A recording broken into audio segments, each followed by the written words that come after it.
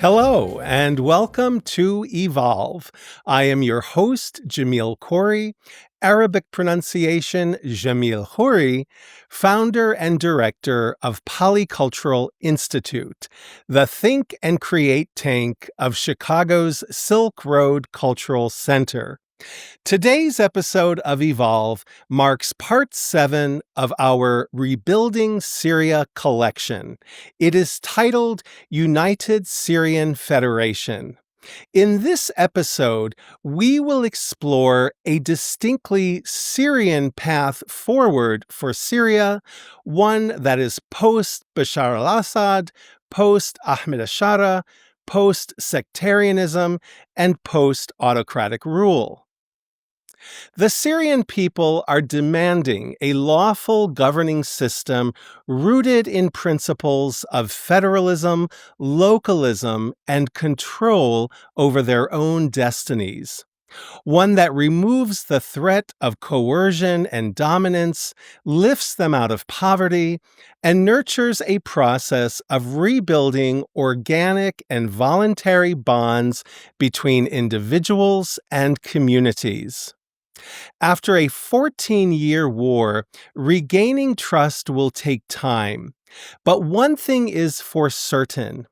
Syrians reject the jihadist state, and they reject being a vassal of Erdogan's Turkey. They are tired of delayed independence. In August of this year, a historic convening called Unity of Components generated a tremendous amount of interest both in Syria and the Syrian diaspora.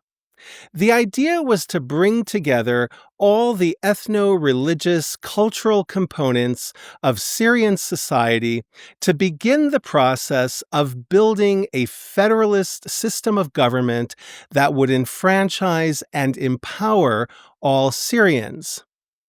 The convening was held in al-Hasaka, Syria. Al-Hasaka is a city in Syria's northeast. I remember it fondly from a visit many years ago. It's in a territory today governed by the Kurdish-led Democratic Autonomous Administration of North and East Syria, also known as Rojava. Al-Hasaka is protected by the U.S.-backed Syrian Democratic Forces, the SDF. Interestingly, and ironically, the Trump administration is now backing both the al-Qaeda regime of Ahmed al-Sharaa and its secular, primarily Kurdish opponents in the SDF. I wish I could make sense of that, but I can't. Adhering to the slogan, "Together for a diversity that strengthens our unity and a partnership that builds our future," the conference brought together over 400 delegates, including political, regional, and religious leaders from across the country. The international press described it as a convening of Syria's minority communities, which was actually not true unless we consider everyone in Syria a minority. Delegates representing the broad spectrum of Syria's ethnic and religious communities, Arabs, Kurds, Alawites, Druze, Turkmen, Circassians, Christians, Armenians, Syriacs, and Assyrians, gathered to envision a federalized Syria that is decentralized, pluralistic, and democratic. Despite efforts to portray the convening as including everyone but the Sunnis, there were in fact many Sunni Muslim delegates in attendance, particularly from among Arab tribal leaders and the Kurdish, Turkmen, and Circassian communities. The participating Sunni leaders disavowed the divisive anti-Syrian rhetoric of the Damascus-based regime and its rather threatening theological interpretations. Not surprisingly, the Islamist forces currently occupying Damascus did not send any representatives. They did, however, condemn the conference as divisive and politically ignorant, which is rather rich coming from them. Imagine al-Sharaa and company were offered the perfect forum to engage with diverse components of Syrian civil society, and they flat out refused. This not only underscores their dictatorial and exclusionary behavior, but also the extent to which the al-Qaeda regime is amateurish, unsophisticated, and insecure. Although I detest everything al-Sharaa stands for, as all of us should, I had thought he was a lot smarter than this. The Al-Hasaka conference sounded alarms about safeguarding communities that are today being marginalized, threatened, and massacred by al-Sharaa's army, police forces, and allied militias. It was held under conditions of extreme urgency. From what I understand, the proceedings were characterized by a prevailing sense of hopefulness tempered with abundant fear.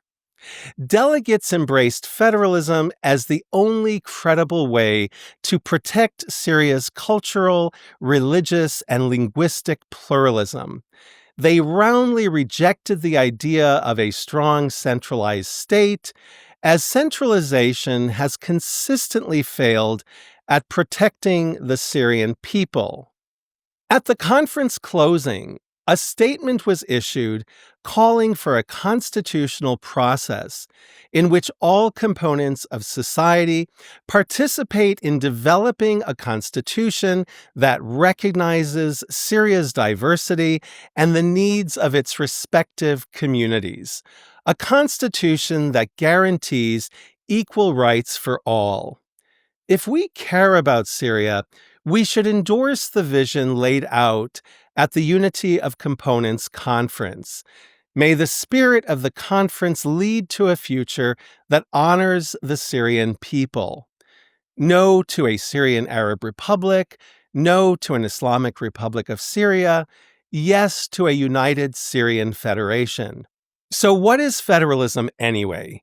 Federalism is a system of government that allows separate states, provinces, or regions, and the smaller units of governance within those polities to exercise high levels of local control within a broader political system responsible for governing the larger nation.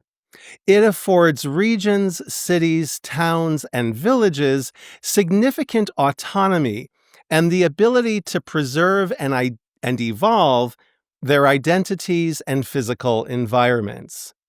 For those of us who are American, federalism is our system of government. The United States of America is a constitutional federal republic. We have a central government in our nation's capital, Washington, D.C., 50 state governments, and thousands of county and municipal governments. Each government has its own jurisdiction and functions. Issues of national concern belong primarily to the federal government. Issues of more local concern belong mainly to state, county, and municipal governments. Federalism is premised on the belief that dispersed and diffuse centers of power are the best way to protect local liberties and individual freedoms. Granted, it doesn't always live up to its ideals. In fact, there are plenty of examples of federalism run afoul. One need look no further than the history of egregious abuses committed in the name of states' rights here in the U.S., particularly against Black and Native Americans and against women and LGBTQ people. We need to be mindful that when federalism devolves into majoritarianism, amplified prejudice, and bullying, federalism fails. But ideally, And this is where it pertains to our Syria conversation. Federalism is about empowering local citizens, shielding them from centralized overreach, and providing people with opportunities to participate in decision making in the vicinity of where they actually live. Think of vicinity as concentric circles. What I love about federalism is that it breaks up concentrations of power and monopolies of power and creates multiple tiers of government to respond to the people's needs. It is intended to create a system of checks and balances and foster a political culture of negotiation and compromise. Not one center of power, multiple centers of power, accountable to the people. In theory, and often in practice, it can work beautifully, with the understanding that politics are messy. Maybe they should be messy. So, what is the function of the central Damascus-based government in a United Syrian Federation? For starters, the last thing people are advocating for is a weak or impotent central government. To the contrary, the central government is essential. It governs the nation as a unified state. It shapes policies that advance stability and prosperity, maintain national security, defend territorial integrity, ensure a just and impartial civil judiciary, and stimulate national culture and social connectivity. A central government of the United Syrian Federation would pass and enforce national laws. It would conduct foreign policy and direct foreign trade, print and regulate a national currency, collect taxes, provide services and goods such as healthcare, electricity, water, and telecommunications, support regional and local education, build and maintain national infrastructure, restore and preserve cultural heritage sites, and work to ensure that the needs of all Syrians are addressed. In other words, federalism does not sideline the central government. There can be no regional or local governments without a central government. Nor does federalism weaken national unity. It strengthens national unity. It facilitates micro and macro conversations, accommodates layered identities, promotes representation, and guarantees to the people multiple points of entry from which to shape the direction of the country. A United Syrian Federation is not a balkanized Syria. It is an integrated Syria. There are some who peddle the theory that there's no such thing as a Syrian national identity. Syria and Syrianness are inherently fake. A bunch of historically warring or isolated tribes forcibly united under one flag. Not only is that wrong, it also insults Syrians. Syrians are a proud and grounded people. So yes, there is a strong Syrian national identity, just as there's a strong American national identity with multiple regional, ethnic, religious, and cultural dimensions. At the beginning and end of the day, there is much more that unites Syrians than that which divides them. But like most people, they are complicated and varied, with interests and goals that are sometimes cohering and sometimes divergent. Yes, historically speaking, the modern geographic entity that we call Syria was not drawn by Syrians. It was a colonial creation conceived by the notorious Sykes-Picot Agreement of 1916. In a sinister move, Great Britain and France carved out the borders of what became the modern nation-states of West Asia. The indigenous peoples on the ground had no say. The territory demarcated as Syria was forcibly placed under a French mandate from 1920 to 1946. Then, after a bitter and bloody struggle, Syria gained independence. Notably, within those concocted borders, a Syrian national identity did coalesce and persists to this day. For decades, many in West Asia have argued for undoing the colonial borders and creating new entities that better reflect the historical, cultural, and demographic realities of the region. I am entirely sympathetic to those aspirations.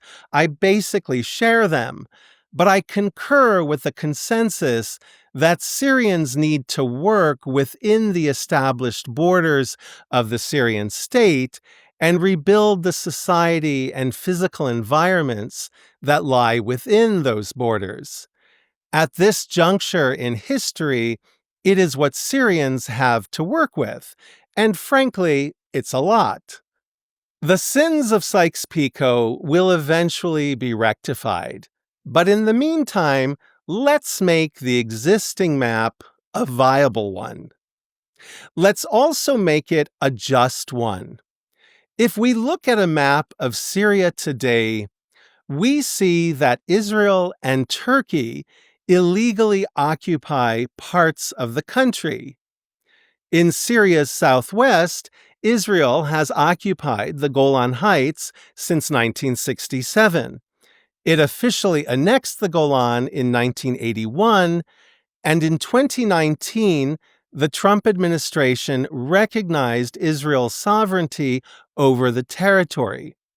Despite that unfortunate shift in U.S. policy, the international community still regards the Golan Heights as occupied Syrian territory, which, of course, it is.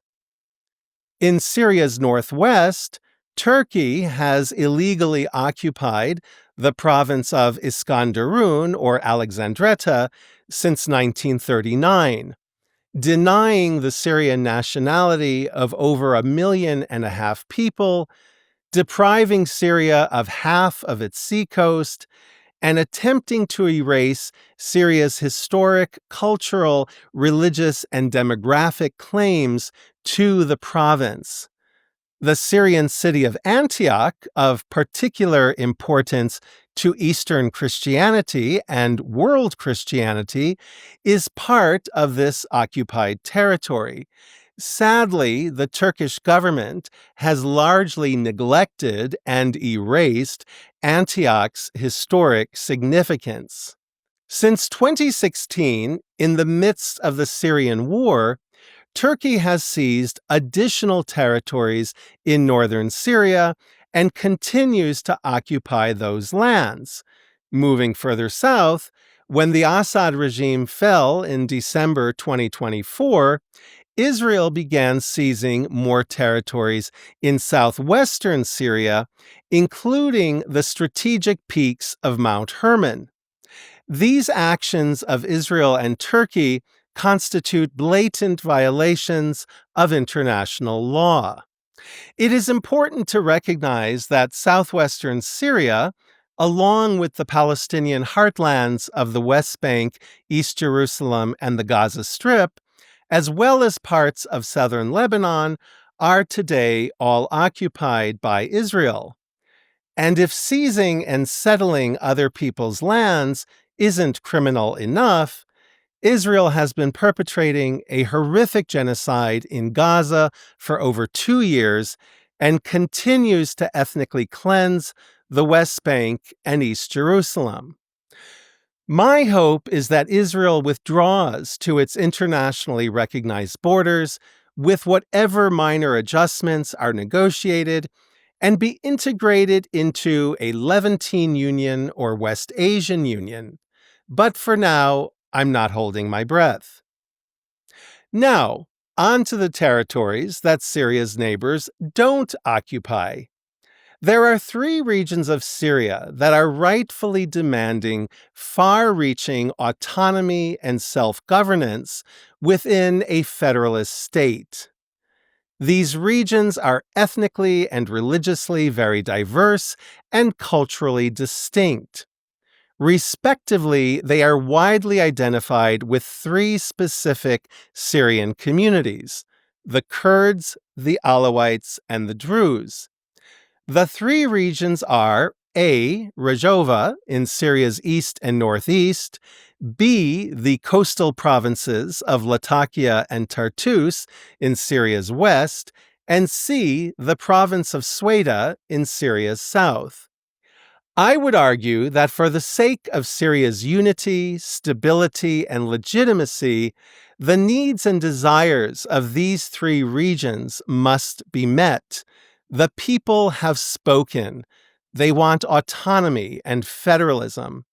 President al-Sharaa might believe he can beat these regions into submission, massacre them into submission, but he will fail. And while some folks might be seeking full-out separation or independence from Syria into mini-statelets, a la the former Yugoslavia, most wish to remain the vital components of Syria that they are, with wide-ranging self-rule and full responsibility for internal security and policing. Let's first turn to Rojava. Rojava is one of the most fascinating regions in all of Syria. It is also a potential model for the rest of Syria. Depending on the map, Rojava may encompass the entire territory from the eastern banks of the Euphrates River to the northeast tip of Syria, or a somewhat smaller area that starts further east and north of the Euphrates and pushes northeast. Whatever the defined boundaries, Rojava always includes the northeastern province of al-Hasaka. For all intents and purposes, Rojava is already an autonomous region of Syria and emerged as such in 2012 during the Syrian war. As mentioned above, it is governed and defended by the Kurdish-led Democratic Autonomous Administration of North and East Syria and the Syrian Democratic Forces. Ethnically, it is primarily Kurdish and Arab, with significant Assyrian, Syriac, Armenian, Turkmen, Circassian, and Dom or Roma communities. Religiously, it is Sunni Muslim, Christian, and Yazidi. It was also once home to an important Aramaic-speaking Jewish community. Rojava, as a contemporary political project, is rooted in Kurdish nationalism with stated commitments to democracy, pluralism, and feminism.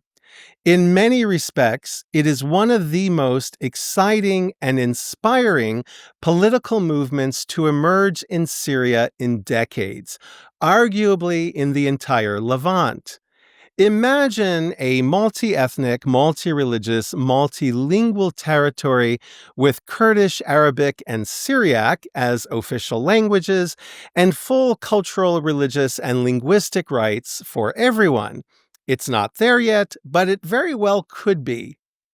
Also, the large and diverse Sunni Muslim communities of Rojava, Kurdish, Arab, Turkmen, Circassian, and Dom, are, for the most part, not only non-jihadist, they are anti-jihadist, which means they pose a formidable intra-Sunni challenge to the hegemonic discourses of the al-Sharaa regime, discourses that are Islamist and Sunni supremacist. Unfortunately, it's not all sunshine and rainbows in Rojava. Over the years, two Rojavas have emerged, what I call good Rojava and bad Rojava. Good Rojava is where the long persecuted and disenfranchised Kurdish community exercises self-determination and full equality alongside their equally free neighbors. Bad Rojava is where the long persecuted and disenfranchised Kurdish community dominates and harms their neighbors. The two Rojavas currently coexist, albeit on a collision course. Some Arab communities have been violently attacked and ethnically cleansed by Kurdish forces. Arab homes, properties, and businesses have been seized. Furthermore, Assyrian and Syriac communities have protested efforts to control their school curricula. Kurdish authorities have closed some of their schools. All of that has to stop. The cause for Kurdish freedom and self-determination enjoys the support of so many of us. We are painfully aware of Kurdish suffering, the injustices Kurds have endured in Syria, Turkey, Iraq, and Iran. We are in awe of what Kurds are building in Rojava and northern Iraq. But it cannot be at the expense of the other communities. It is their home too.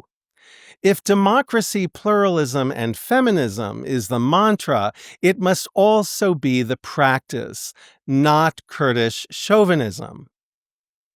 Let's now turn to Western Syria, to the Mediterranean coastal provinces of Latakia and Tartus, home to Syria's major ports and port cities.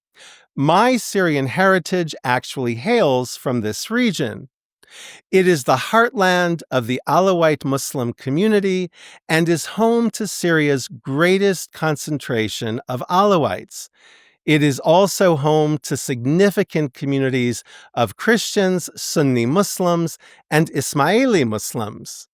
Historically, this region developed apart and in retreat from territories to its east.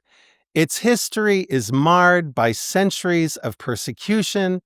It only makes sense that it exercises regional control while maintaining its importance to the larger state. It is, after all, Syria's window to the sea. The coastal provinces, with their immense natural beauty and forward-looking, outward-looking populations, are poised to become models of Syrian openness and liberalism within a federalist framework.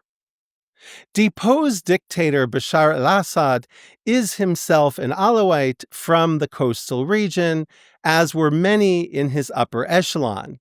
For this reason, Alawites are often held collectively responsible for the hideous crimes of the Assad family.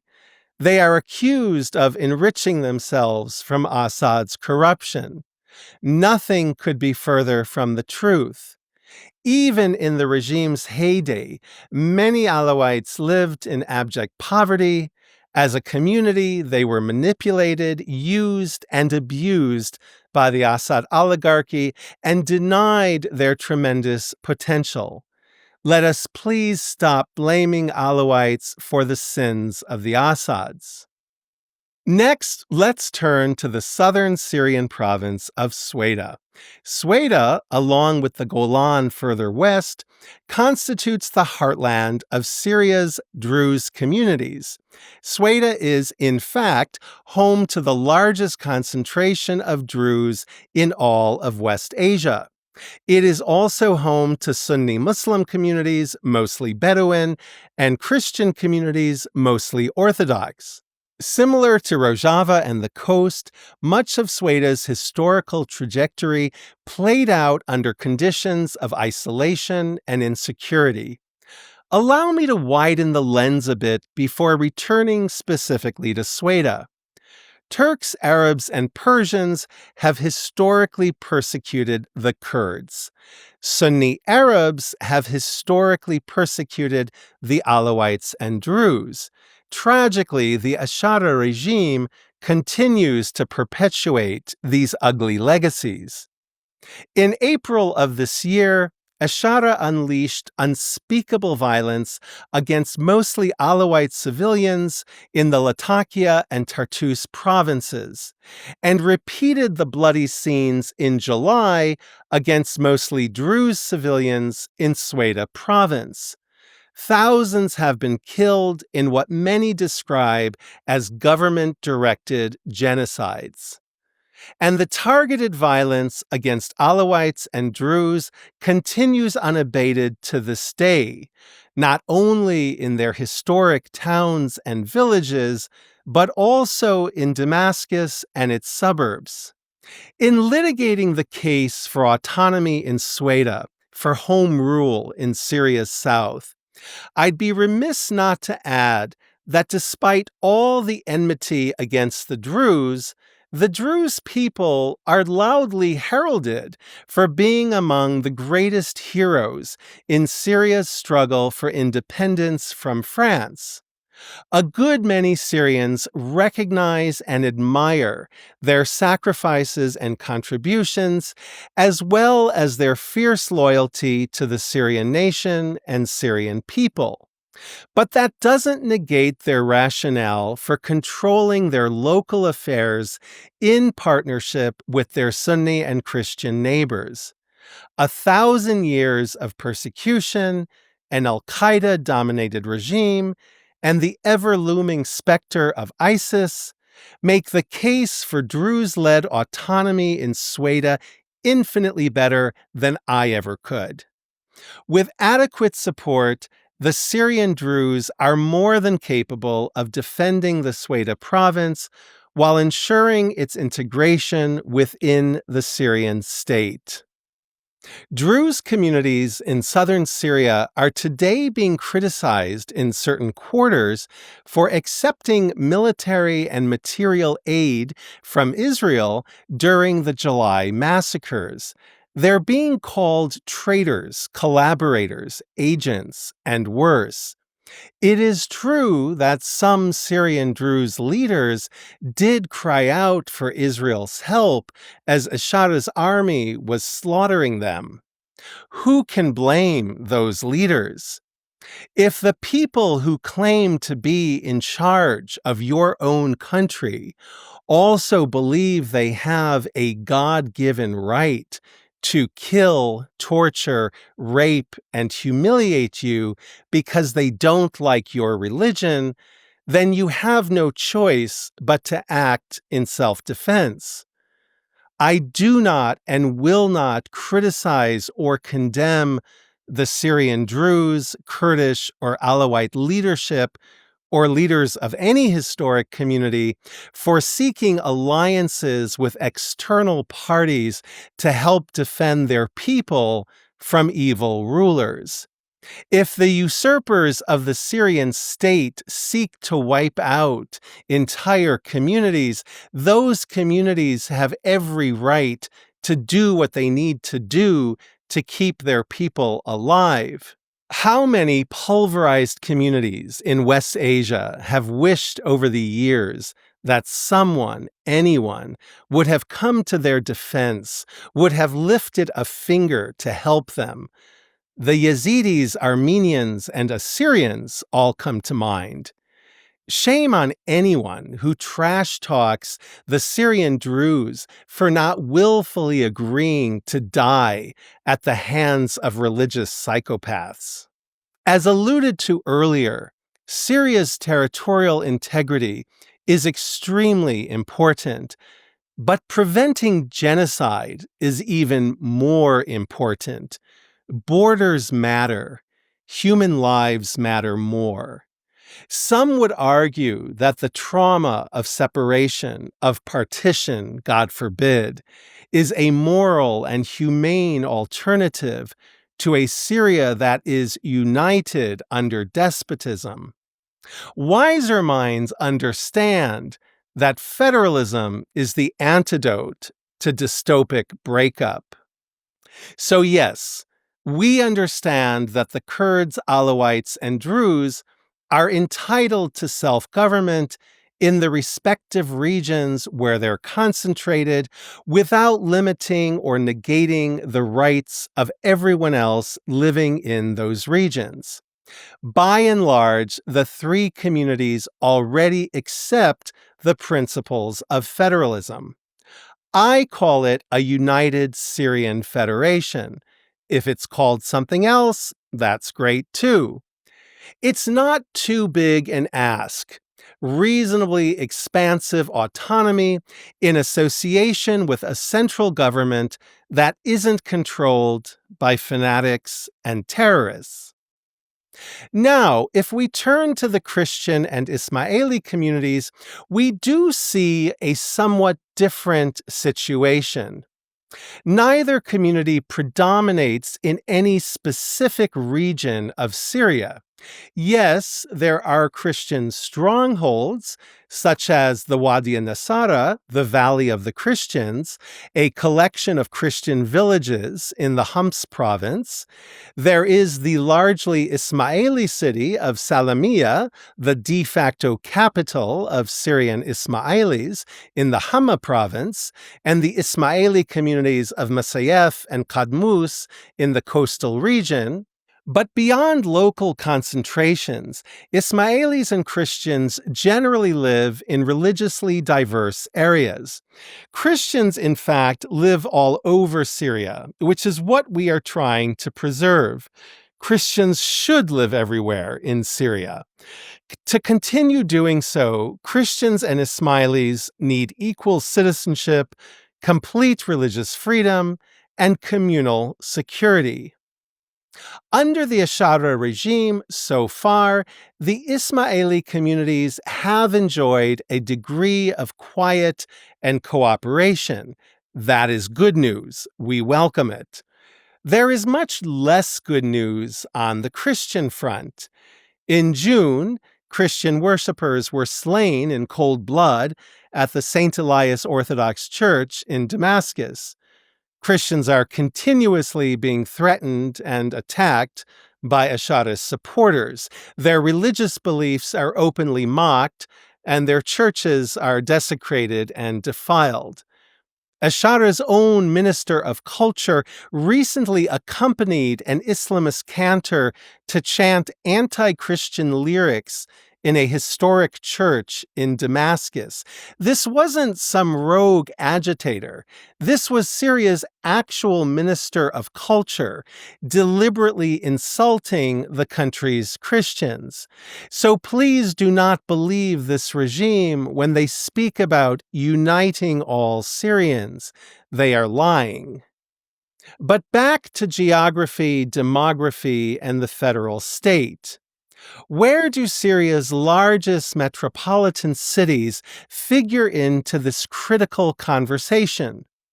Allow me to introduce you to the spine of Syria, an almost straight line stretching north to south from Aleppo to Hama to Homs to Damascus, Syria's most dense population centers, its economic, cultural, and creative hubs, the nerve center of the Levant. Some political analysts associated with the previous regime regrettably referred to the spine of Syria, along with the port cities of Latakia and Tartus, as useful Syria, implying that all other regions of the country were useless. A wrong-headed choice of words, to be sure, but indicative of urban Syria's centrality. Syria's spine is home to some of the world's most savvy, resourceful, and innovative merchants, traders, industrialists, and entrepreneurs, faithful stewards of the historic Silk Road. It has produced brilliant doctors, lawyers, scholars, engineers, architects, artists, theologians, and so on. A nexus of talent and a crucible of cosmopolitanism. Not surprisingly, all of Syria's ethnic and religious communities live along this spine, some by virtue of ancestry, others by way of internal or external migration.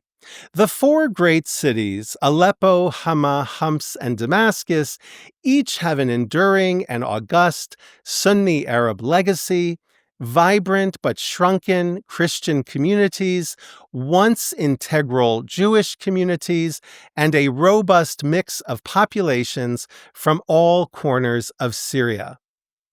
In a United Syrian Federation, each of the four cities and their adjoining countryside would delegate power to local residents, their elected representatives, and civil society. Shared interests, human mobility, a flow of goods and services, and dynamic interchange would connect these metropolitan areas, forming a national powerhouse and a regional engine. Their integration and interdependence would be embedded within economic, political, and judicial national frameworks. Once again, the beauty of federalism. Of course, beauty is in the eye of the beholder. Certain politicos, analysts, and journalists seem oddly smitten with the idea that Syria needs a strong centralized government. In fact, they're clamoring for it, as if a strong centralized government is the panacea for all of Syria's problems.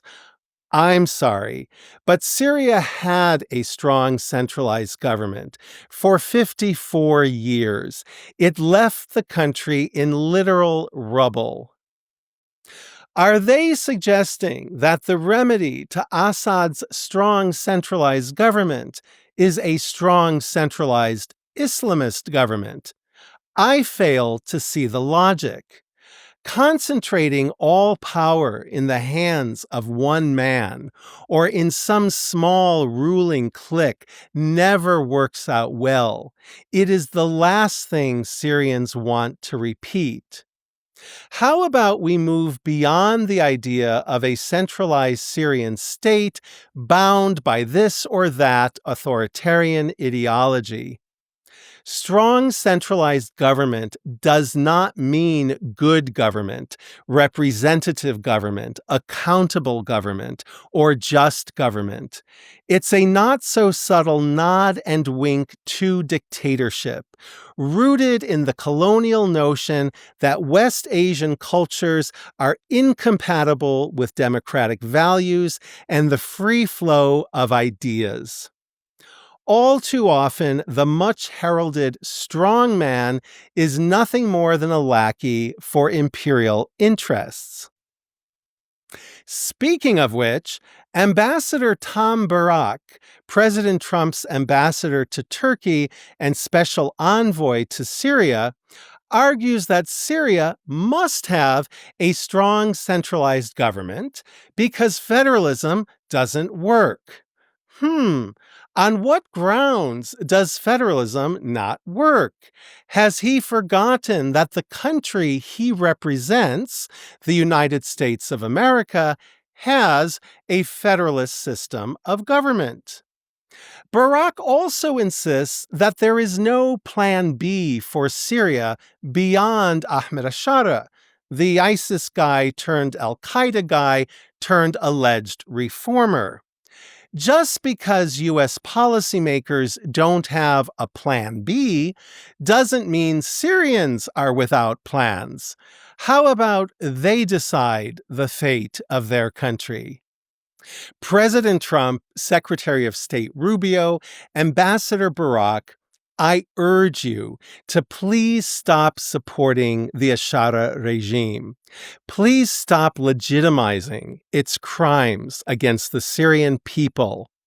Peace and prosperity in Syria will not be achieved through fundamentalist hegemony and oppression.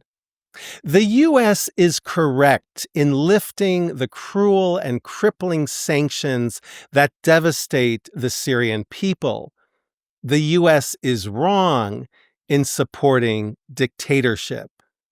The federalist cause in Syria is not an intellectual exercise. It is rooted in realities on the ground and reflective of popular will. It is time for the world community to align with the vision of a United Syrian Federation. On that note, thank you for joining us for this episode of Evolve.